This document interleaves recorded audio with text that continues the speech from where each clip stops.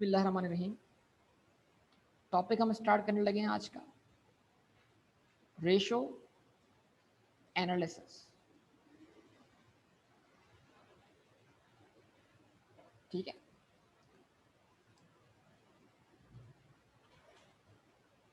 बहुत important topic है इस FAR 1 के लिहाज से भी, फिर उसके बाद CA फाइनल्स के लिहाज से भी, और प्रैक्टिकल एक बात है जिसको हम बोलते हैं ऑडिट के लिहाज से। अभी तक आपने ऑडिट का सब्जेक्ट पढ़ा नहीं। वो लोग जो पढ़ते हैं या जो लोग अपनी प्रैक्टिकल लाइफ में उसको परफॉर्म करते हैं, यानी जब आप फर्म में जाएंगे तो जिस क्लाइंट पर आप जाएंगे जिसका ऑडिट परफॉर्म करने के लिए, आपका ऑडिट जिस प्रोसीजर से शुरू होगा उस प्रोसीजर को क्या बोलते हैं? एनालिटिकल प्रोसीजर क्या बोलते हैं? और एनालिटिकल प्रोसीजर में सबसे पहला काम जो करना होता है वो क्या कैलकुलेट करना होता है? रेशियोज कैलकुलेट करना। तो अब ये रेशियोज कैलकुलेट करना क्या है? रेशियोज कैलकुलेट करने का मतलब क्या है कि फाइनेंशियल स्टेटमेंट से आपको बातें करना आनी चाहिए। नहीं हो गया पढ़ पढ़ के पागल? तो बात कर रहे हैं किससे? आपको आवाज़ें आना शुरू हो गई। एसोसिया खाली एस से नहीं रही, उससे आवाज़ें आना शुरू हो गई। उसमें आपको डेफिशिएंसीज दिखाई देना शुरू हो गई, उसमें आपको परफॉर्मेंस दिखाई देना शुरू हो गई, उसके जरिए आपको कंपनी का मुस्तकबिल दिखाई देना शुरू हो गया। तो अगर आप इस काबिल हो जाएंगे, ऐसी आवाज़ें आपको आने लग जाएं, तो समझ जाएं आप भी इस काबिल हो गए कि आप फाइनेंशियल स्टेटमेंट अब तक तो बनाना सीख रहे थे ना, अब आप क्या सीख रहे हैं? फाइनेंशियल स्टेटमेंट से गुफ्तगू करना। अभी कैसे गुफ्तगू होती है भाई? तो इसकी बड़ी सिंपल सी एग्जांपल है कि जो फाइनेंशियल स्टेटमेंट्स के अंदर चीज़ें हैं उनको आपस में रिलेट करना है। इसकी सिंपल सी मैं आपको एग्जांपल दूँ कि ऑडिट के अंदर आपको ये पता, मैं ऑडिट से रिलेट क्यों कर रहा हूँ क्योंकि आपने आगे जाके पढ़ना है। ऑडिट के अंदर आप तमाम फाइनेंशियल स्टेटमेंट्स का ऑडिट नहीं करते, आप ऑडिट करते हैं सिलेक्टिव बेसिस पर, यानी कि सैम्पलिंग बेसिस पर। पहली बात तो सैम्पलिंग बेस पर कहाँ ऑडिट करना चाहिए, कौन से एरिया को कवर करना चाहिए। एक्सपेंस के हेड का ऑडिट करना चाहिए, ठीक है, एसेट्स का ऑडिट करना चाहिए, मतलब कौन से एरिया का आपने ऑडिट करना है वो आप सिलेक्ट करते हैं। कैसे? सबसे पहला काम आपको क्या करना होगा, किसी भी कंपनी का जिसका ऑडिट करने जा रहे हैं आप, कौन सा ऑडिट? स्टैट्यूटरी ऑडिट, जो मैंडेटरी बाय लॉ है, कंपनी लॉ, जो उसने करवाना है, उसने रिपोर्ट बनवानी। ठीक है जी। तो वो शुरू कहाँ से होता है कि आप सबसे पहले उससे मांगेंगे उसकी फाइनेंशियल स्टेटमेंट, अगर बनी हुई होंगी तो। यहाँ तो अक्सर बेशतर क्या होता है, बनाते भी आप खुद ही, अपनी बनाई हुई स्टेटमेंट का आप खुद ऑडिट भी कर लेंगे। कमाल बात है ना, सबसे बड़ा। उसने बनाई भी नहीं है, बनाएंगे भी आप, फिर अपना बनाए ऑडिट करेंगे। ये सोचने वाली बात है। खैर बहरहाल ये फिर ध्यान रखने बात एक सिंपल, आपको अगर फाइनेंशियल स्टेटमेंट बनी बनाई दी हुई तो एक कंपनी है, उस कंपनी ने प्लांट एंड मशीनरी के अंदर बेतहाशा एडिशन दिखा दिए। उस कंपनी ने दिखाया कि हमने एक नई फैक्ट्री लगा ली। क्या लगा ली? प्लांट एंड मशीनरी में क्या हो गया? एडिशन हो गया। वो अपने शेयर होल्डर्स के बाद बताना चाह रहे हैं कि देखिए हमारी कंपनी कितनी तरक्की कर गई है कि हमने नई फैक्ट्री लगा ली, नया प्लांट एंड मशीनरी लगा ली। तो क्या वो ये बात शेयर होल्डर से वोट लेने के लिए कर रहे हैं? क्या पता ऐसा कर रहे हो और असल में कोई ऐसी चीज मौजूद ना हो। तो आप जाके थोड़ी देख रहे हैं फिल वक्त, अभी तो आपको कैसे पता लगेगा फाइनेंशियल स्टेटमेंट देखिए फैक्ट्री मौजूद है भी या नहीं? सोचने वाली बात। तो अगर एक फैक्ट्री लगती है, मुलाजमीन बढ़ते, तो आपका सैलरी एक्सपेंस बढ़ना चाहिए। क्या कहते हैं? चलो अभी मुलाजमीन नहीं आए, आ जाएंगे, या मुलाजमीन बढ़ाएंगे, हम करते रहेंगे। अभी तो फिल वक्त मौजूदा एम्प्लॉयज़ को हमने बोझ बढ़ा दिया उनका, मान लेते हैं। तो इलेक्ट्रिसिटी तो खर्च हो रही है, इलेक्ट्रिसिटी के एक्सपेंसेस। तो ये क्या हो रहा है यार, फैक्ट्री में एडिशन हो रहे हैं बहुत सारे, प्लांट एंड मशीनरी कैपिटलाइज भी हो रहा है, खरीदा भी जा रहा है, डेप्रिसिएशन भी क्या हो रही है? चार्ज हो रही है। लेकिन आपका जो इलेक्ट्रिसिटी एक्सपेंस है वो कोई सिग्निफिकेंटली उसमें चेंज दिखाई नहीं दे रहा। तो ये अब शक व शुबे वाली बात हो गई कि नहीं? बताइए, इसका मतलब कुछ तो गड़बड़ हो गई। चलो भाई, अब यानी कहाँ से शुरू करना है ऑडिट? एक्सपेंस जरा वेरीफाई करवाएं अपने एक्सपेंस, जरा बिल ले आए, तो उसमें उसमें जरा नई फैक्ट्री का बिल भी तो दिखाए ना, उसमें कितना बिल आया। तो अगर वो बिल प्रोड्यूस ही ना कर सके तो इसका मतलब बैक पे फैक्ट्री मौजूद नहीं। बैक पे फैक्ट्री मौजूद नहीं तो मतलब फ्रॉड हो रहा है किसके साथ? तो जो पैसा वो खर्च होता हुआ दिखा रहे हैं कि ये पैसा हमने खर्च कर दिया किस पर? फैक्ट्री पर। वो पैसा असल में कहाँ गया? उनकी अपनी जेब में। डायरेक्टर ले उड़े, जिस तरह सिंधु हुकूमत को WHO की तरफ से टनों के हिसाब से मछलियां मिल गई। मछलियां कहाँ गई? कौन खा गया? पता ही नहीं। तो रिकॉर्ड में तो मछलियां सिंध की आवाम ने खाई है भाई। अब खाई है तो बता दें आप, थर के लोगों ने खाई है तो बता दें। सही है ना? तो ऑन रिकॉर्ड तो सड़क बन चुकी है, कागज से होकर सड़क बनी हुई, देख के कहीं से लग नहीं सड़क बनी हुई। बोला बनी थी, ऐसी हो गई कुछ दिनों के अंदर, क्या करें। तो ये वाले मामला आते थोड़ा सा। तो मतलब इस टॉपिक का पर्पस समझिए कि ये टॉपिक डिसीजन मेकिंग सिखाएगा। किसकी बेस पर? Financial statement. भले बतौर इन्वेस्टर हो, आप बतौर शेयर होल्डर भी वो डिसीजन मेकिंग कर सकते हैं, आप बतौर ऑडिटर भी वो डिसीजन मेकिंग कर सकते हैं, आप बतौर लेंडर, लेंडर मतलब आप बैंक हैं, तो आप बतौर बैंक किस कंपनी को कर्जा देना चाहेंगे? जिसके पास बैक पर एसेट्स हो या जिसके पास बैक पर एसेट्स ना हो? बोले, जवाब दे। जिसके पास बैक पर एसेट्स हो। अगर बैक पे एसेट्स ना हो तो क्या आज वो और कर्जा लेकर कल इस काबिल होगा कि आपका कर्जा वापस करें? मतलब ये कर्जा देना आपके रिस्क ही नहीं होगा। अगर आज बैक पे फैक्ट्री हो, उस फैक्ट्री की बैक पे आपने लोन दे दिया, कल वो कर्जा वापस ना कर सके तो आप वो फैक्ट्री बिकवा कर भी अपना कर्जा वापस लेंगे ना भाई।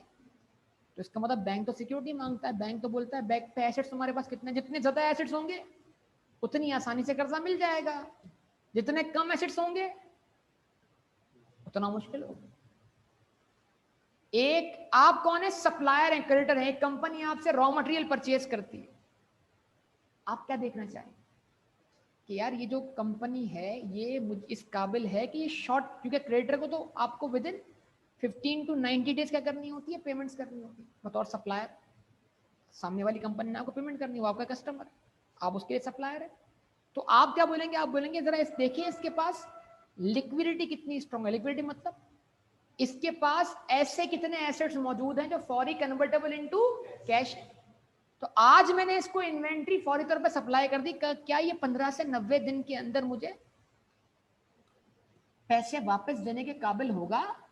तो आप क्या चेक करेंगे? उसकी लिक्विडिटी, कि क्या उसके पास शॉर्ट टर्म में इतने पैसे हैं कि वो आपको क्या कर सके, आपकी पेमेंट्स कर सके, तभी आप उसको उधार पे गुड्स सप्लाई करने का फैसला करेंगे। तो ये सब बातें किस तरह देखी जाती हैं, ये सब बातें किस तरह एनालाइज की जाती हैं, उसके लिए हमारा ये टॉपिक शुरू होता है, जिसका नाम क्या है? Ratio analysis. समझ पा रहे हैं? तो रेशियोज कैलकुलेट करने, ऑब्वियसली कैलकुलेट कब कर पाएंगे? जब फाइनेंशियल स्टेटमेंट्स बन जाएंगे।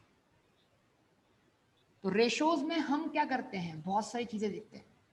एक चीज का ताल्लुक, जैसे मैंने देखा, हमने एसेट के एडिशन का ताल्लुक जोड़ा किससे? एक्सपेंसेस से। जब एसेट्स बड़े हैं एक्सपेंस भी बढ़ना चाहिए। समझ पा रहे हैं बात? बजाहिर कंपनी के पास कैश बहुत आ गया, कैश फ्लो बता रहा है कैश बहुत आ गया, लेकिन क्या कैश थ्रू लोन तो नहीं आया? आया है तो मतलब कल तो ये पैसा वापस जाएगा ना, अपना पैसा थोड़ी है, तो पराया पैसा। वक्ती तौर पे कैश मौजूद है, लेकिन ये इनफ्लो आज हो गया है कैश का, तो ये कल आउटफ्लो भी तो होना है। तो मतलब बहुत सारे और एस्पेक्ट्स पे गौर फिक्र करना।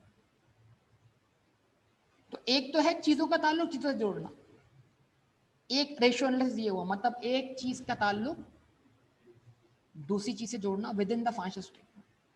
एक एनालिसिस ये है इसके अंदर कि अपने बिजनेस की परफॉर्मेंस को हॉरिजॉन्टली कंपेयर कर।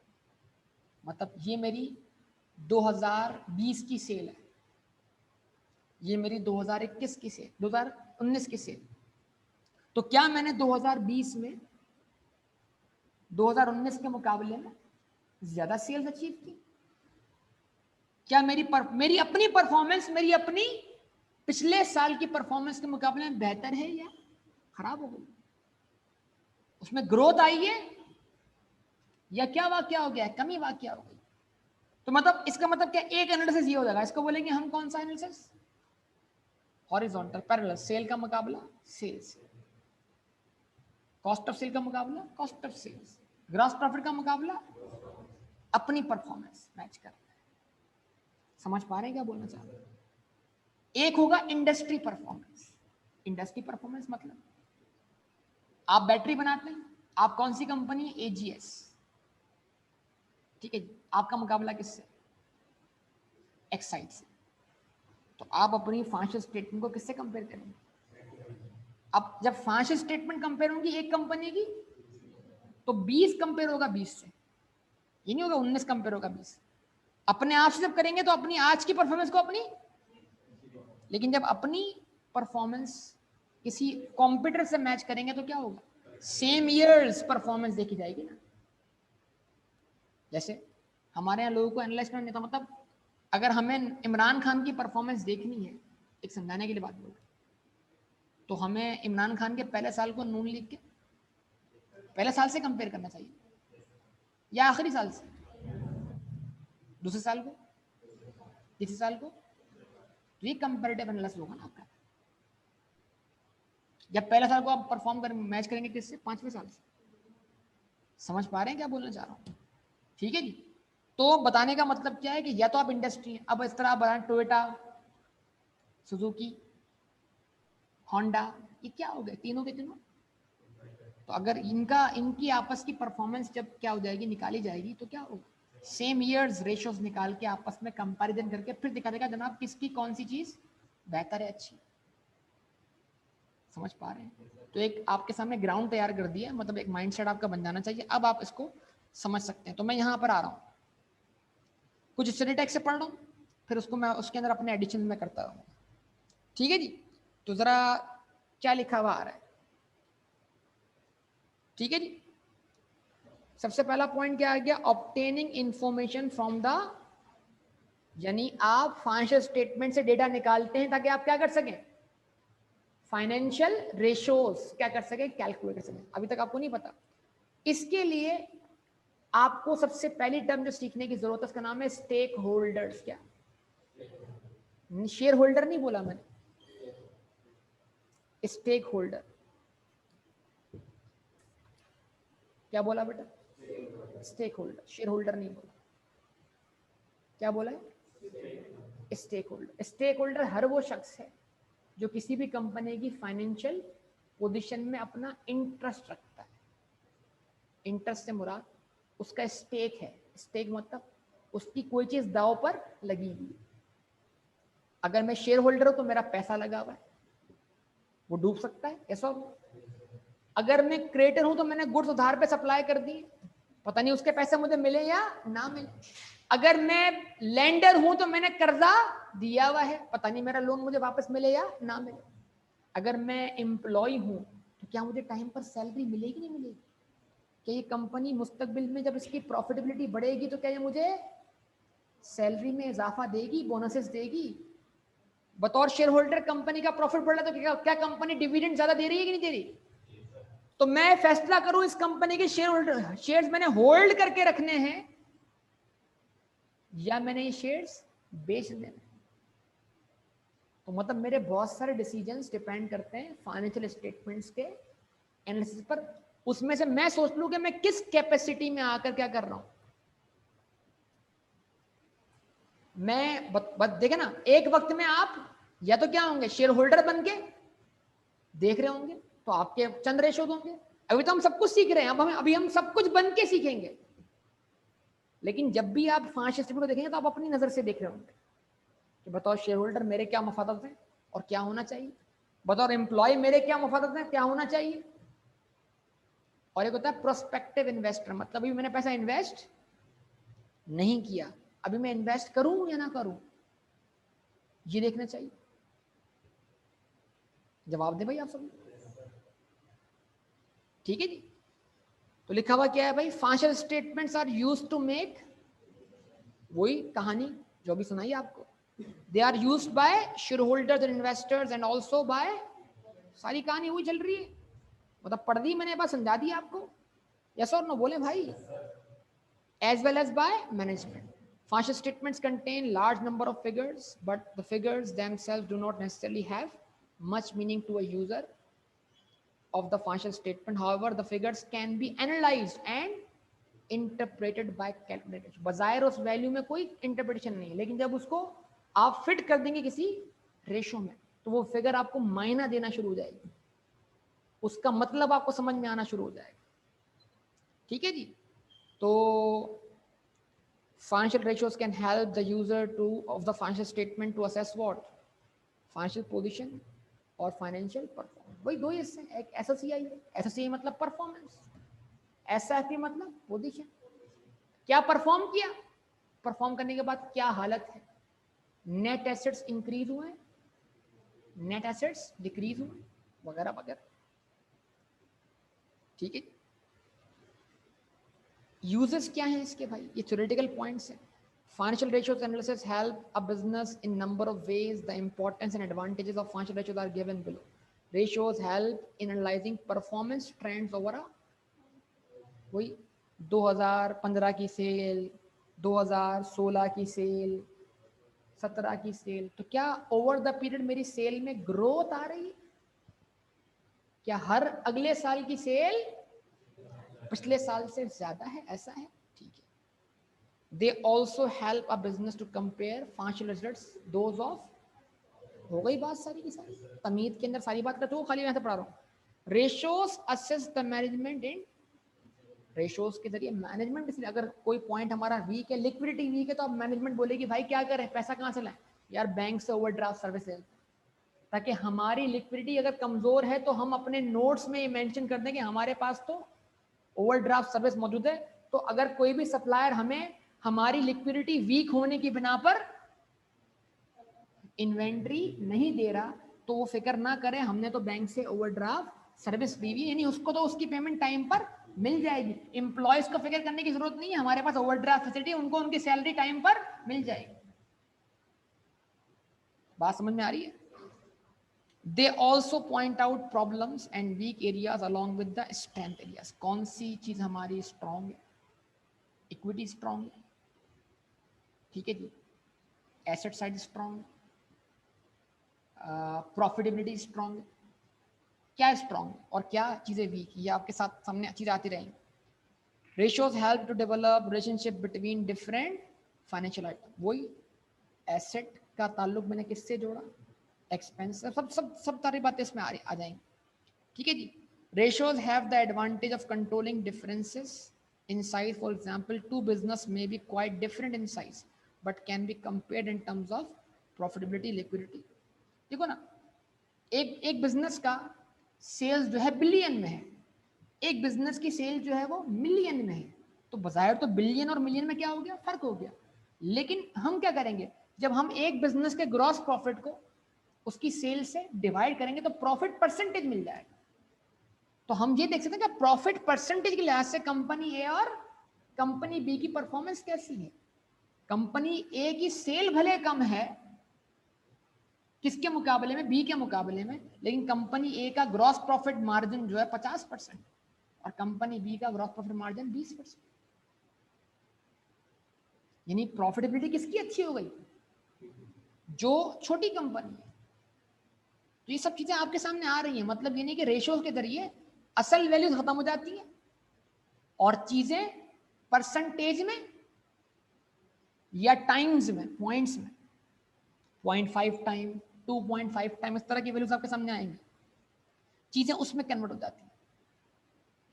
तो जाहिर सी बात है, तो देखो 10 100 का कितना परसेंट, 10%, 100 1000 का कितना परसेंट, 1000 10,000 का, 10,000 लाख का, लाख 10 लाख का, जवाब तो क्या आ रहा है, 10% ही आ रहा है।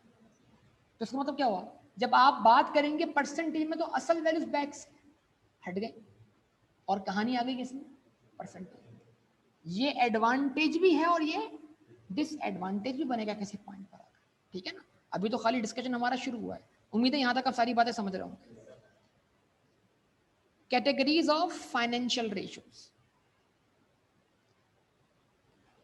The main financial ratios can be classified as, यानी रेशियोज को हम 5 हिस्सों में तोड़ देते हैं।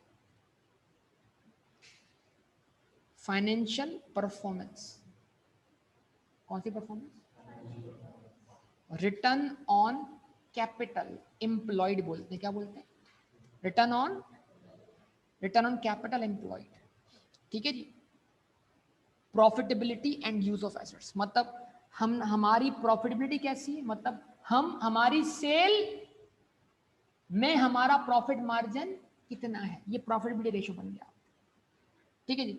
हम जो प्रॉफिट कमा रहे हैं वो हमारे लगाए हुए प्रिंसिपल का, हमारे लगाए हुए कैपिटल का कितना परसेंटेज, रिटर्न ऑन कैपिटल। जैसे मिसाल के तौर पर मैं किसी को ₹1,00,000 कर्जा दूं, उस पर वो मुझे 10% क्या करेगा, इंटरेस्ट देगा, कितना? 10,000।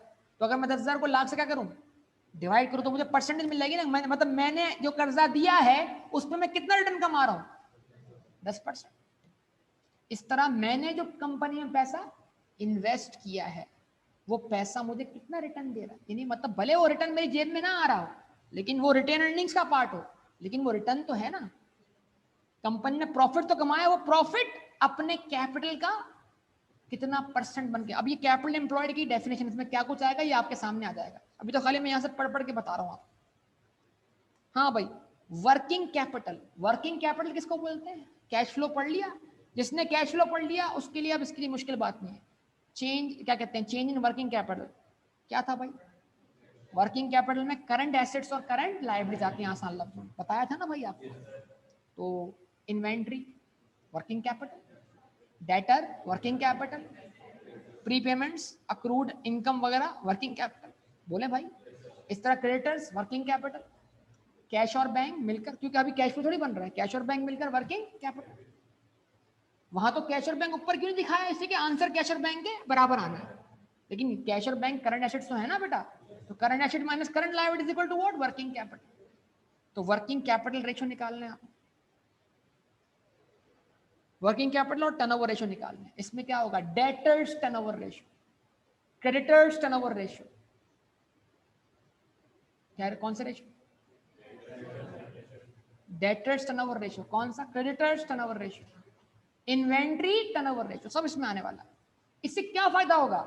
इससे फायदा होगा जनाब, हमारा डेटर क्लियर होने में कितना वक्त लेता है, हमारा क्रेडिटर पे होने में कितना टाइम लेता है, हमारी इन्वेंट्री सेल होने में कितना वक्त लेती है। इस तरह आप किसी बिजनेस की इन्वेंट्री का सेल्स पीरियड ढूंढ लेंगे कि इन्वेंट्री खरीदने में और बिकने में कितनी, इन्वेंट्री की एक लेयर, एक स्टॉक खरीदने से लेकर बेचने तक का वक्त कितना है। फिर क्या आएंगे, लिक्विडिटी रेशियो, बिजनेस की लिक्विडिटी देखेंगे। लिक्विडिटी मतलब बिजनेस के पास फौरी तौर पर ऐसे कितने एसेट्स मौजूद हैं जो easily convertible into cash. Debt ratio, business पे कर्जे कितने चढ़े हैं।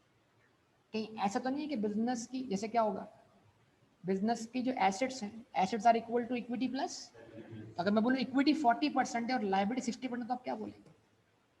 इस बिजनेस के मेजोरिटी एसेट्स अपने हैं या पराए हैं?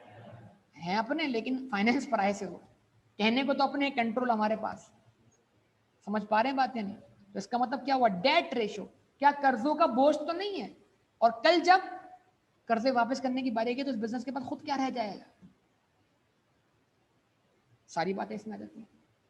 और कौन से रेशियो, इन्वेस्टर क्या देख के इन्वेस्ट करता है, डिविडेंड कितना अच्छा मिल रहा है, कंपनी अच्छा डिविडेंड देगी तो शेयर खरीदूंगा ना, प्रॉफिट डिस्ट्रीब्यूट करेगी वगैरह, सारी बातें इसमें आने वाली। ये रेशियो किसके लिए कैलकुलेट हो रहा है बता दिया मैंने, शुरू में बोल दिया आपको, लेकिन दोबारा पढ़ ले। Users of financial statements and their information needs, इसकी यूजर्स कौन है फाइनेंशियल स्टेटमेंट के, जिनके लिए हम रेशियो निकाल रहे हैं। ये जो रिपोर्ट्स बनती हैं किसकी, कंपनीज की, उसमें रेशियोज निकाल लिए जाते हैं। और यूजर्स कौन है इनके, जिनको मैंने भी क्या नाम दिया, स्टेक होल्डर्स, इन्वेस्टर्स एंड वो जो इन्वेस्ट करना चाहते हैं और जो इन्वेस्ट कर सकते हैं अभी किया नहीं, लेंडर्स, एम्प्लॉइज, जवाब दें भाई, suppliers, customers, government, general public, management. अब आप बोलेंगे सर ये इतने सारे लोग आ गए, चलें फिर देखते हैं। इन्वेस्टर्स, इन्होंने भी इन्वेस्ट किया नहीं, तो ये आपकी कंपनी की परफॉर्मेंस को देखकर इन्वेस्ट करने का डिसीजन ले सकते हैं। लेंडर्स, ये क्या करेंगे, आपकी कंपनी के एसेट्स देखेंगे कितने जो सिक्योरिटी बन सके, फिर ये आपको कर्जा देने का फैसला करेंगे। अच्छा जी, ओके। उसके बाद कौन है, एम्प्लॉइज, इनका ताल्लुक किस, इनका स्टेक क्या है, जॉब सिक्योरिटी, आवाज ही नहीं आ रही, इनका स्टेक क्या है, टाइमली पेमेंट ऑफ सैलरीज, इनका स्टेक क्या है, इंक्रीमेंट, बोनसेस। तो क्या ये कंपनी इस काबिल है कि ये सारी चीजें कर सके? क्या यहाँ जॉब सिक्योर है या सिक्योर नहीं है? नहीं है तो बस जल्दी कोई और जॉब पकड़ते हैं, कहीं और निकल जाते हैं। तो एक एम्प्लॉय अपनी कंपनी की फाइनेंशियल स्टेटमेंट देखकर क्या फैसला कर रहा होगा? अच्छा भाई, सप्लायर क्या देख रहा है, सप्लायर इस चीज को देख रहा है, ये वर्किंग कैपिटल, कि भाई इसको गुड्स खरीदने में, और फिर ये पहले मुझसे खरीदेगा उधार पर, फिर आगे बेचेगा उधार पर, फिर उससे लेगा पैसे, फिर देगा मुझे पैसे। ये यहाँ से वहां जाने में और वहां से यहाँ आने में कितना टाइम लग रहा है, मेरा पैसा तो फंस जाएगा बीच में कहीं। ये कौन सोच रहा है? सप्लायर। क्रेडिटर, कौन सा क्रेडिटर? जिससे हम गुड्स खरीदते हैं, अकाउंट पेएबल की बात कर। कस्टमर्स, इनका स्टेक क्या है? ये बोलते हैं चीज सस्ती हो यार, और बोलते हैं सस्ती भी हो और अच्छी भी हो, अपनी सोच है ना। इनकी सोच क्या, चीज सस्ती और, तो इनका क्या है, प्राइस, इनका स्टेक प्राइस है और क्वालिटी ऑफ गुड्स। गवर्नमेंट, इनका एक स्टेक है, टैक्स लाभ, कमा रहे हो, हमारा हिस्सा, ठीक है ना भाई। जनरल पब्लिक, ये बोलते हैं भाई गाड़ी बना रहे हो, ज्यादा धुआं ना छोड़े, पॉल्यूशन हो जाएगी, ऐसा ही है ना। तो इसका मतलब क्या है, फैक्ट्री कहाँ लगा ली आपने, शहरी इलाके, आबादी में, क्या होगा, नुकसान होगा। शहरी आबाद, फैक्ट्रीज कहाँ लगनी चाहिए, साइड एरिया में, है ना। तो मतलब इनकी भी मुख्तलिफ किस्म के स्टेक हो सकते हैं। फिर आपकी प्रोडक्ट कोई ऐसी तो नहीं है, सिगरेट, यार ये तो हमारे बच्चों को क्या कर दिया इसने, तबाह कर दिया, है ना। तो आप चले गए कोर्ट में किसके खिलाफ, कि इस कंपनी की ने क्या कर दिया। तो इस तरह मुख्तलिफ किस्म के आपके स्टेक हो सकते हैं। फिर मैनेजमेंट जो अपनी स्ट्रेंथ और वीकनेस पे काम करेगी। ये सारी बातें मैं शुरू में ही आपसे तमहीदन कर चुका हूँ, और नीचे ये बातें लिखी हुई भी हैं, ठीक है जी। तो ये पढ़ना फिर आपका काम हो गया, सही है बेटा। अब कौन सा हिस्सा शुरू हुआ बेटा रेशियोज का, रिटर्न ऑन कैपिटल, बोले भाई, ठीक है जी। अब इसमें क्या क्या लिखा हुआ है बेटा, बहुत सारे नाम लिखे। पहला रेशो, ये सारे इस हेड के नीचे आने वाले रेशो। रेशो को कितने हिस्सों में तोड़ा आपने, 5 हिस्सों में। उसमें पहला हिस्सा किस नाम से पढ़ रहे हैं आप, return on capital, profitability ratios, आमतौर पर इसको प्रॉफिटेबिलिटी रेशियोज बोलते हैं। तो अगर कोई बोले प्रॉफिटेबिलिटी रेशियो निकालो, तो कम से कम आपको कौन कौन से रेशियो निकालने चाहिए, ठीक है जी। Profit as a percentage of sales, जवाब दें बेटा। Return on capital employed, return on shareholder equity, return on assets. अच्छा, अब ये भी है इजाफी, लेकिन कम से कम ये 4 रेशियोज तो आपको हरगिज हरगिज भूलने, इंपॉर्टेंट मार्क करवा रहा हूँ। इसमें कौन से रेशियो इंपॉर्टेंट है, 4। एक रेशियो तो है जो आप बचपन से निकालते आ रहे हैं, मार्कअप और मार्जिन, नहीं बताइए। तो हम सबसे पहले शुरू करते हैं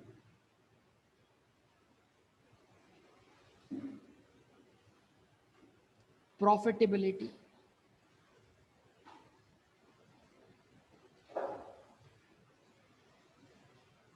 रेशियोज,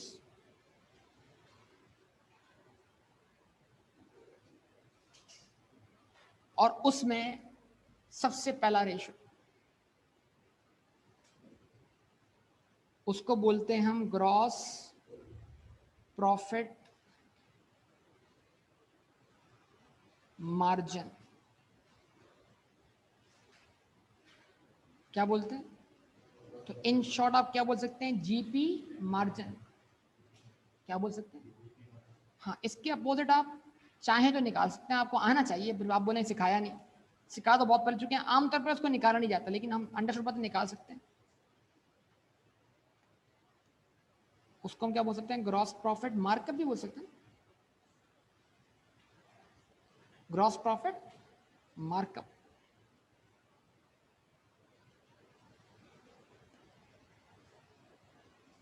क्या बोल सकते हैं, ग्रॉस प्रॉफिट मार्कअप। लेकिन आमतौर पे क्या निकाला जाता है, ग्रॉस प्रॉफिट मार्जिन। ठीक है जी। तो GP margin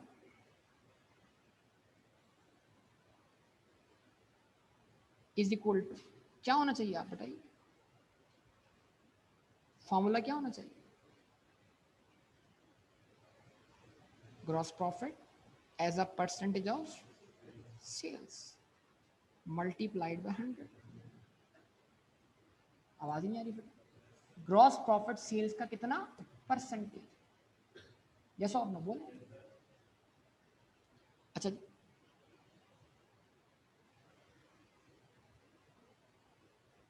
gross profit markup क्या होना चाहिए भाई, तो ये कैसे कैलकुलेट होना चाहिए, gross profit as a percentage of COGS, cost of goods sold, yes और नो बताएं, मल्टीप्लाई बाय 100।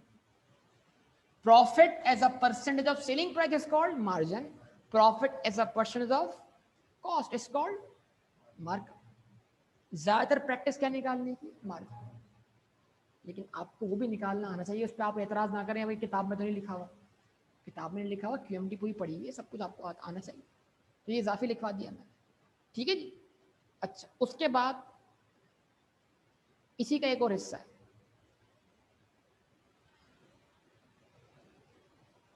इसको मैं क्या करता हूँ, इसको मैं ए बोल देता हूँ, पार्ट ए। ठीक है, तो जो निकल रहे होंगे ये 1 2 3 हो जाएंगे। अच्छा, अब उसके बाद क्या है भाई, ऑपरेटिंग प्रॉफिट मार्जिन। ये मैं इजाफी बातें को सिखा रहा हूँ, किताब में मेंशन नहीं।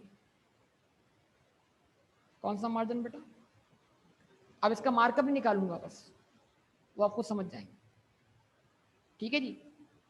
तो ऑपरेटिंग प्रॉफिट मार्जिन, अब आप सब ने IS 1 के तहत क्या बनाई है, SOCI। आवाज नहीं आ रही बेटा आपको, आप किसको बोलते हैं operating profit, what is operating profit,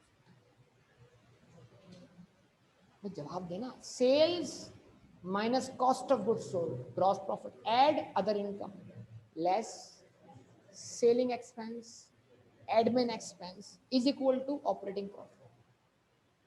less क्या किया, फाइनेंशियल चार्जेस, क्या आया, प्रॉफिट बिफोर टैक्स। फिर लेस किया टैक्स एक्सपेंस, क्या आया, प्रॉफिट।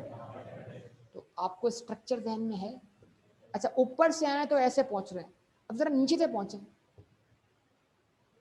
नीचे से पहुंचे प्रॉफिट ऑपरेटिंग प्रॉफिट तक। अगर नेट प्रॉफिट आफ्टर टैक्स दिया हुआ है, उसको ऑपरेटिंग प्रॉफिट में कन्वर्ट करना, क्या करेंगे, टैक्स को ऐड करेंगे ताकि वो क्या बन जाए, प्रॉफिट बिफोर टैक्स। ऐड करेंगे इंटरेस्ट एक्सपेंस, क्या बन जाए, ऑपरेटिंग। तो फिर इस प्रॉफिट को मैं बोल सकता हूं PBIT, PBIT, profit before interest and tax. वो प्रॉफिट जो इंटरेस्ट एक्सपेंस और टैक्स एक्सपेंस माइनस होने से पहले, यानी वो कौन सा प्रॉफिट है, ऑपरेटिंग प्रॉफिट, PBIT। बोले प्रॉफिट बिफोर, बोल सकता हूं। उसको डिवाइड करना है किससे, सेल्स, मल्टीप्लाई करना है किससे, 100 से। सही। अच्छा जी, okay. Number 3, number 3,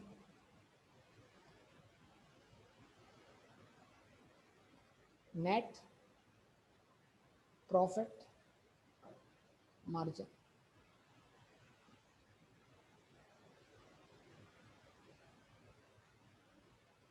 net profit margin, कौन सा मार्जिन, तो NP मार्जिन बोल दें इसको।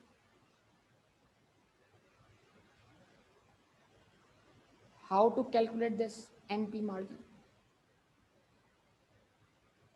बताइए। नेट प्रॉफिट किसको मानते हैं?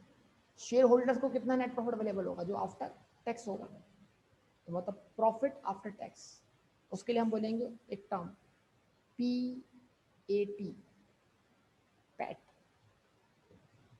पी ए टी पैट मतलब प्रॉफिट आफ्टर टैक्स। अच्छा, इसमें बहुत से लोग प्रॉफिट बिफोर टैक्स भी ले सकते हैं, पीबीटी। पीबीआईटी नहीं, क्योंकि टैक्स अगर ना लगता तो वही प्रॉफिट अवेलेबल था किसके लिए? शेयर होल्डर्स के लिए। तो अब जो बोले वो आपको net profit margin after tax, net profit margin. फिर ये मत बोलेगा सिखाया नहीं, मतलब इतना तो अब साइंस आपके अंदर डेवलप हो चुका होगा मेरे ख्याल से। तो पीएटी मतलब profit after tax, as a कि सब सारे एक्सपेंसेस माइनस करने के बाद जो असल प्रॉफिट बचा है, जिसमें से आप कोई एक्सपेंस माइनस नहीं होगा, वो हमारी सेल्स का कितना परसेंटेज। इससे पता लगेगी हमारी फाइनेंशियल परफॉर्मेंस। अच्छा, अब बेटा कंपैरिजन होगा इसका और इसका। किसका और इसका? अभी तो आपका आप उस दुनिया में गए ही नहीं ना जहां जहां आपको ले जाना है बेटा, ठीक है जी। अब एक सवाल आया एग्जाम में, बताइए एक कंपनी का ग्रॉस प्रॉफिट पिछले साल, एक कंपनी का GP margin, gross profit margin पिछले साल के मुकाबले में इस साल क्या है? ज्यादा है, लेकिन उसका एनपी मार्जिन जो है वो पिछले साल के मुकाबले इस साल कम है। ये क्या हुआ? तो इसका मतलब क्या है? जीपी के बाद वाले आइटम में कुछ मसला हुआ है ना। तो खाली इतना बोल देना थोड़ी काफी है एक्सपेंसेस ज्यादा है, जवाब तो देना, वजह तो बताए ना। एक्सपेंसेस में ऐसी क्या चीज आ गई है ज्यादा हो रही?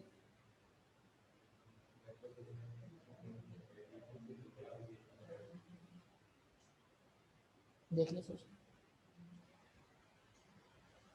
सोचिए। मतलब कोई ऐसी चीज जो आ गई हो एडमिन और सेलिंग एक्सपेंस में या इंटरेस्ट एक्सपेंस में। तो अब जरा देखिएगा, आप जाके लोन चेक करें कि क्या इस, देखो लिंक बना रहा हूं ना, अब जाके लोन चेक करें क्या इस साल हम हमारे लोन्स बढ़े हैं कम हुए? अगर हमारे लोन इस साल क्या हुए? बड़े हैं, तो उसके ऊपर इंटरेस्ट भी बढ़ा है, इसलिए हमारा फाइनेंस चार्ज क्या आ रहा है? ज़्यादा आ रहा है। वो हमारी प्रॉफिटेबिलिटी को कम कर रहा है। क्या ख्याल? सर इस साल हमारी सेल बहुत अच्छी रही पिछले साल के मुकाबले में, लेकिन उस सेल को करने के लिए हमें ह्यूज एडवर्टाइजमेंट करनी पड़ी।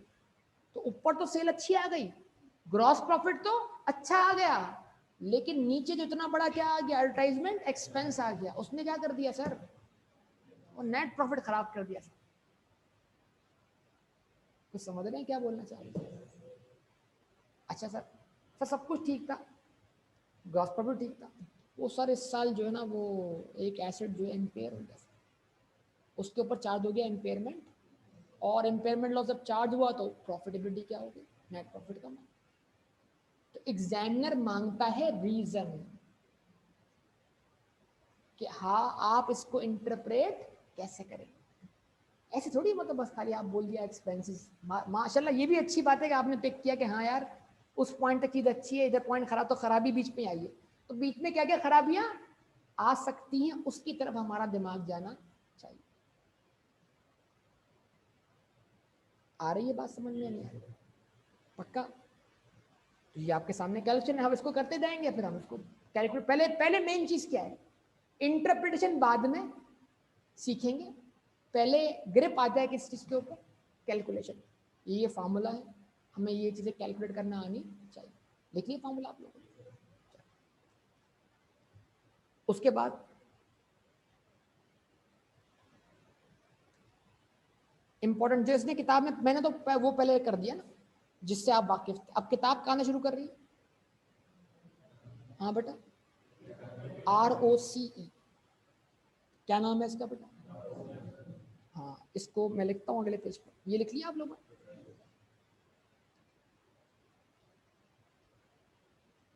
तो ये हमारा चौथा फार्मूला बन रहा है। वैसे तो पीछे वाला फार्मूला एक ही है, मल्टी मतलब उस प्रॉफिट को आपने मल्टीपल टाइम्स कंसीडर किया, ठीक है, लेकिन फिर भी अब हम क्या पढ़ने जा रहे हैं? रिटर्न ऑन कैपिटल एम्प्लॉयड,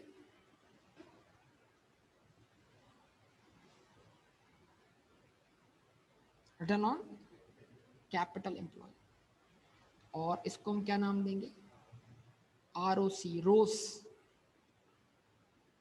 ठीक है, रिटर्न ऑन कैपिटल एम्प्लॉयड।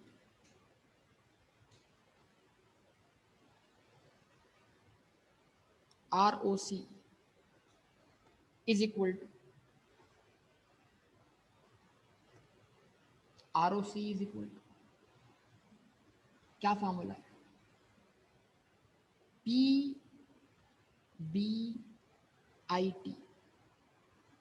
बोले। अब बहुत सी जगह हमें सर याद, सर हमें याद नहीं रहेगा कहाँ profit before interest and tax है, कहाँ प्रॉफिट, तो फिर आपको पर्पज ही याद नहीं था इसका मतलब। तो सही कैसे याद रहे कि यहाँ profit before interest and tax आएगा, कहीं पर प्रॉफिट आफ्टर टैक्स आएगा, ये याद नहीं रहता। इसका भी कोई ना कोई जुगाड़ निकालते हैं, कोई ना कोई बात होनी चाहिए। Return on capital employed divide किससे करना है आपको, average capital employed. Average sir मतलब, आवाज नहीं आ रही बेटा, एवरेज मतलब opening plus closing divided by 2। Sir सारी बात ठीक है, ये जो लफ्ज आपने इस्तेमाल किया है कैपिटल एम्प्लॉयड, इसको तो समझा दें सर।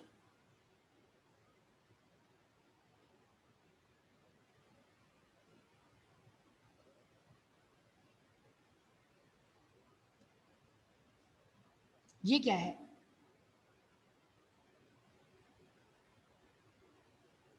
ठीक है जी। तो कैपिटल एम्प्लॉयड किसको बोलते हैं, इसके दो तरीके, ठीक है जी। शेयर, अब देखो ये टॉपिक वो बंदा पढ़ रहा है जिसने स्टेटमेंट ऑफ शेयर इक्विटी पढ़ी हुई है, जिसने कैश फ्लो पढ़ा हुआ है, जो फाइनेंशियल बनाना जानता है, उसके बगैर तो नहीं हो रहा ना ये सब कुछ। और उस टाइम इससे पहले पढ़ भी नहीं सकते थे ये टॉपिक। तो उम्मीद है जो मैं लिखूंगा वो सारी बातें समझ रहे होंगे क्या लिखा जा रहा है। तो क्या डेफिनेशन इसकी, share capital plus reserves. Reserves क्या होते हैं, कैपिटल रिजर्व्स, रेवेन्यू रिजर्व, सब मिलाकर इसमें रिटेन अर्निंग्स भी क्या है, शामिल है, प्लस लॉन्ग टर्म लोन्स। अगर आप तीन चीजों का सम कर दें, अपने शेयर कैपिटल का प्लस रिजर्व्स का प्लस लॉन्ग टर्म लोन्स का, तो इन तीनों का सम कैपिटल एम्प्लॉयड के बराबर है। इस तरह निकाल लें पिछले साल के कैपिटल एम्प्लॉयड, इसी तरह निकाल लें इस साल के कैपिटल एम्प्लॉयड, दोनों का सम, मतलब दोनों का सम करें डिवाइडेड बाय 2 करें, क्या मिल जाएगा बेटा। बाज लोग एवरेज लेते हैं, बाज लोग एवरेज नहीं लेते। अब आपको ये कंफ्यूजन होगा पेपर, तो एवरेज लेने के लिए पिछला साल अवेलेबल होना चाहिए। जैसे मिसाल के तौर पर अगर आप क्या कहते हैं, आप 19 और 20 के रेशो निकाल रहे हैं, तो क्या 19 का एवरेज कैपिटल एम्प्लॉय लेने के लिए आपको 18 दिया हुआ है, जवाब नहीं मिला। अगर दिया हुआ है तो फिर तो आप वहां से कंटिन्यू करें, 18 19, 19 का एवरेज, 19 20, 20 का एवरेज। लेकिन अगर आप 19 में एवरेज इस्तेमाल नहीं कर रहे तो फिर आपको 20 में भी एवरेज इस्तेमाल करना नहीं चाहिए। इसको बोलते हैं कंसिस्टेंसी, कि एक चीज कंसिस्टेंटली आ रही है, इसके फॉर्मूले में एवरेज इस्तेमाल होता है। इधर किताब में नहीं लिखा हुआ एवरेज, ठीक है ना, इधर जस्ट क्या लिखा हुआ है, share capital and long term debt capital preference share. वो मैंने शेयर कैपिटल में ही प्रेफरेंस शेयर्स को अज्यूम किया, बोले हाँ अगर कोई प्रेफरेंस शेयर बाय नेचर क्या बने हुए नॉन करंट लायबिलिटी, तो उसमें शामिल हो जाएंगे, जिसको हम क्या बोलते हैं, रिडीमेबल प्रेफरेंस शेयर्स। ये सारी बातें बताई हैं आपको मेरे पास, तो ये आपके सामने लिखा हुआ है। यहाँ कहीं भी एवरेज नहीं लिखा, आवाज नहीं आ रही बेटा, ये लिखा हुआ है, लेकिन इसका आप ओपनिंग बैलेंस निकालेंगे, आप निकालेंगे क्लोजिंग डिवाइडेड बाय 2 करेंगे, आएगा एवरेज बैलेंस। क्यों, ओपनिंग से क्लोजिंग बनते हुए साल भर में क्या आया, चेंज आया। उस चेंज को कंसीडर करने के लिए हम क्या करेंगे, ओपनिंग क्लोजिंग दोनों रखकर डिवाइड बाय 2 कर देंगे। लेकिन अगर मैं क्या बोल रहा हूँ, पेपर में आपको 19 का भी निकालना आरओसी, 20 का, और 19 आपका बिजनेस का पहला साल नहीं, उससे पिछला साल था, लेकिन आपको 18 नहीं दिया हुआ, क्या करने के लिए, एवरेज निकल, तो फिर आप डायरेक्ट आंसर निकालें। आप फिर एवरेज ना करें, आप क्लोजिंग लें डायरेक्ट बैलेंस, कौन सा, उसी साल 19 का क्लोजिंग रखें और 20 में 20 का क्लोजिंग। तो ये थोड़ा सा आपको डिसीजन लेना पड़ेगा, ऐसा ऐसा चीजें प्रैक्टिस में आएंगी तो पता लग जाएगा, ठीक है ना। नॉर्मली फॉर्मूले में क्या है, एवरेज है, ख्याल रहेगा इस बात का। चलें, अच्छा इसकी दूसरी डेफिनेशन सर क्या है, अगर मुझे ये डायरेक्ट, देखो ये क्या है, direct approach, share capital, reserves, long term loans, debts, redeemable preference shares, ये डायरेक्ट जमा हो गया। अगर आपको डायरेक्टली नहीं मिल रहा तो आपको इनडायरेक्टली निकालना चाहिए। इनडायरेक्ट क्या है बेटा, एसेट्स, एसेट मतलब आसान, गलती हो जाएगी, दोबारा लिखता हूं उसको, टोटल एसेट्स,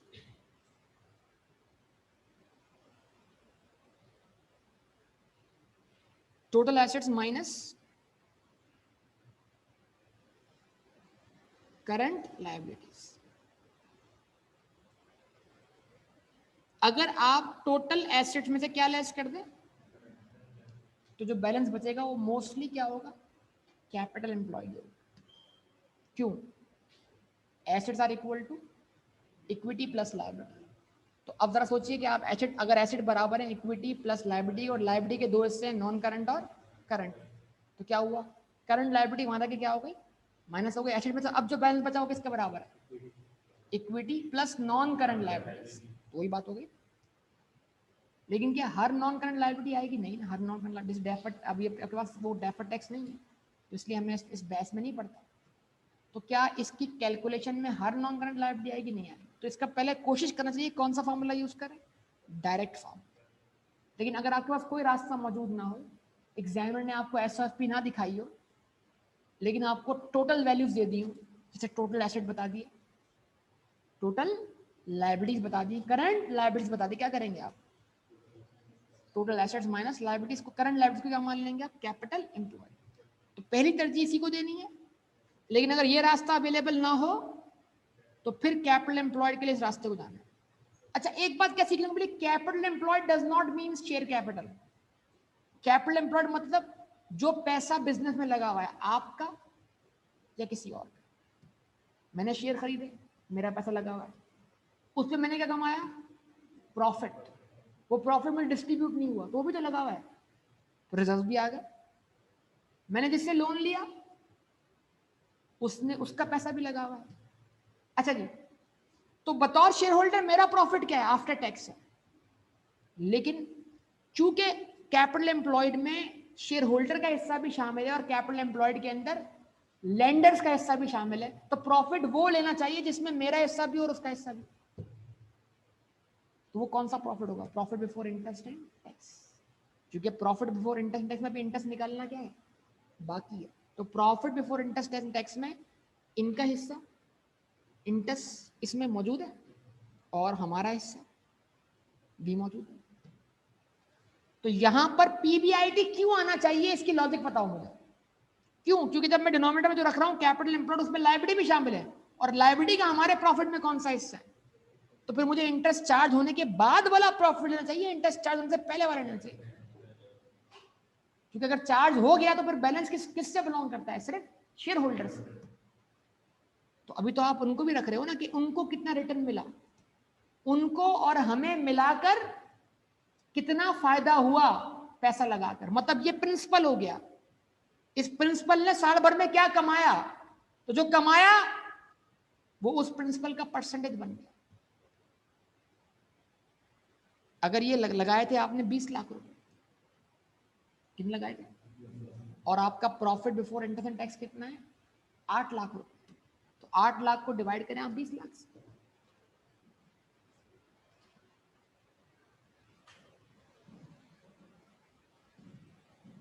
यानी आपने और लेंडर्स ने मिलकर अपने लगाए हुए पैसे पर कितना परसेंट कमा लिया, 40%। अब उनका हिस्सा निकाल दें तो फिर बचेगा प्रॉफिट बिफोर टैक्स, और उसके अंदर गवर्नमेंट कैसा निकाल दें, तो गवर्नमेंट ने तो कोई आपकी इन्वेस्टमेंट नहीं की ना आपके पास, तो उनका तो कोई डिनोमिनेटर में बैलेंस नहीं है। लेकिन आप जब भी आप निकालें, अब आप अगर आप चाहते हैं आप सिर्फ किसका हिस्सा निकालें, अपना, उसमें लेंडर का हिस्सा शामिल ना हो, यानी बतौर शेयर होल्डर आपने कितनी प्रॉफिटेबिलिटी अटेन की है, तो फिर आप क्या करेंगे, आप एक और रेशो निकाल लेंगे, उस रेशो को बोलते हैं return on shareholder equity, return on shareholder equity, इसको क्या बोलेंगे हम, रोज।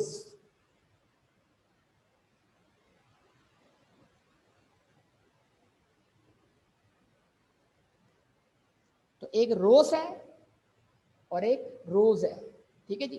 तो रोज इज इक्वल टू, तो शेयर होल्डर इक्विटी क्या है भाई, भाई ये दो चीजें हैं, इक्विटी, इक्विटी क्या है, कैपिटल प्लस रिजर्व्स, तो अब क्या ये वाला हिस्सा शामिल है, तो फिर जब आप इसका रिटर्न निकालना चाह रहे हैं तो इनका प्रॉफिट निकालना, इनका प्रॉफिट कौन सा है, आफ्टर टैक्स बिफोर टैक्स, क्योंकि इनका जो प्रॉफिट होगा रिटर्निंग में कौन सा ट्रांसफर होगा, तो इनका कौन सा प्रॉफिट। तो अक्सर बच्चे जो हैं वो कंफ्यूज रहते हैं कि आरओसी में क्या आएगा, बिफोर इंटरेस्ट एंड टैक्स या आफ्टर टैक्स, तो उनको ये लॉजिक बिल्कुल क्लियर होनी चाहिए कि क्योंकि रोज के अंदर सिर्फ शेयर होल्डर की इक्विटी आती है, तो उसका इक्विटी में जो हिस्सा ट्रांसफर होता है वो आफ्टर टैक्स है, लेकिन क्योंकि कैपिटल एम्प्लॉयड के अंदर जो इन्वेस्टमेंट है एक तरीके से वो किसकी है, आपकी भी है और लैंडर्स की भी है, तो फिर प्रॉफिट वो लेना चाहिए इसमें आपका हिस्सा भी हो, लैंडर्स का हिस्सा भी हो, लॉजिकली इसको क्लियर करें। तो ये अच्छी, अब आपको नहीं भूलना चाहिए कि भाई यहाँ क्या आएगा, ख्याल रखिएगा इस बात। तो आप क्या बोलेंगे भाई, पीएटी, पैट, पैट बोल दो भाई, यस सर, क्या, profit after tax divided by average, not capital, average share holder equity,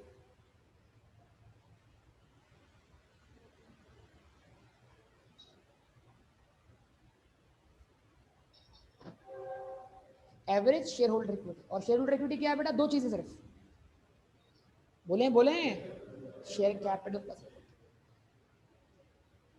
क्या कहते हैं, आई बात समझ, नहीं आई, देखिए, ठीक है। तो ये आपके सामने यहाँ तक ये रेशियोज बता दिए मैं। अब ये यहाँ पर आपको चाहें तो आप साथ साथ क्या कर लें, प्रैक्टिस कर लें। अब आपको मैंने फार्मूला दे दिया, आप इस फार्मूले से दो चीज़ें निकाल के बताइए मुझे, एक ROCE, return on capital employed, और एक रोज, ROSE, ठीक है ना। स्टार्ट करें। Sting company achieve the following results in year 1।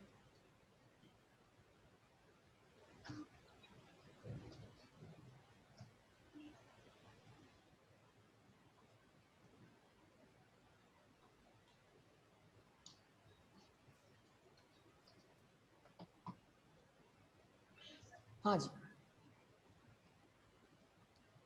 Sting company achieve the following results in year 1। साल के opening share capital, closing share capital no change, तो average क्या रहेगा, सेम रहेगा। अलग अलग एवरेज निकालना है, इकट्ठा एवरेज निकालना है। पहले निकालना है ओपनिंग कैपिटल एम्प्लॉय, फिर निकालना है क्लोजिंग कैपिटल एम्प्लॉय, फिर दोनों को क्या करना है, सम, फिर करना है डिवाइडेड बाय। नहीं, शेयर प्रीमियम मतलब रिजर्व्स, लाख, रिटेन अर्निंग मतलब रिजर्व्स, आवाज ही नहीं आ रही है आप लोग, बैंक लोन मतलब डेट, ठीक है ना, यानी कि लॉन्ग टर्म लोन्स 2 लाख और 5 lakh, profit before tax, income tax, profit after tax, interest charge on bank loan पर, dividend payment to shareholder पर, सेल्स ड्यूरिंग द ईयर वर, बोले बोले जवाब दे, 5 मिलियन। तो अब तक सिखाए गए रेशियो में से इसमें से क्या क्या निकल सकता है, निकाल। अब तक के सिखाए गए रेशियो में से इसमें से क्या क्या निकाल सकता है, निकाल। सर ऐसे नहीं करेंगे, इस डेटा से अब तक सिखाए गए रेशियो में से क्या क्या निकल सकता है, निकाल।